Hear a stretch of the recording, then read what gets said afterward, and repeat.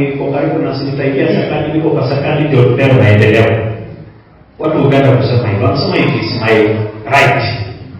Kutengenezewa hii barabara, it is my right kutengeneza. Hata katiba inasema hivyo. Mheshimiwa Rais akatuambia, yes it is your right.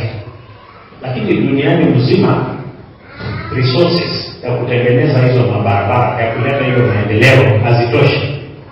It is your right, hakuna mtu anakunyima, it is your right. The resources ndio hapo hazitoshi. Akasema na kwa sababu resources hazitoshi, wale wako kwa hiyo meza ya kugawanya hiyo resources ndio watapata.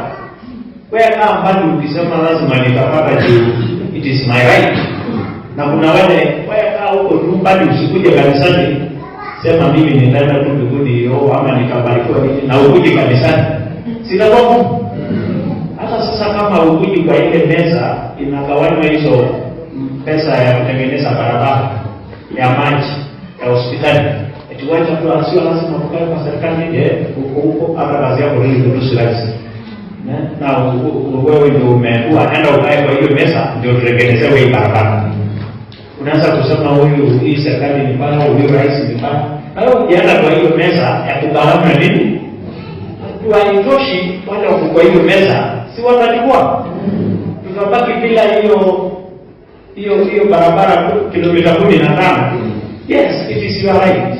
Lakini hazitoshi. Tupige mahesabu. Hakuna mtu amenyima sisi hiyo barabara, lakini wale tulichagua wakae kwa hiyo mesa ya kugawanywa hiyo mali hawako. So ikigawanywa inachukuliwa na wale wako kwa mesa. That is how it is. Wale watu wanasema mimi nimewekewa kwa serikali, nakula mbunge amechaguliwa kwa chama ya upinzani. Lakini anaingia kwa serikali. Anasema ndio watu wapate maendeleo. Yule amechaguliwa kwa serikali yeye anatoroka, anasema nitapewa juu. Hiyo ndio shida tuko nayo. Si eti huyo mjumbe amekuja kusema ndio nitapewa, nimekuja.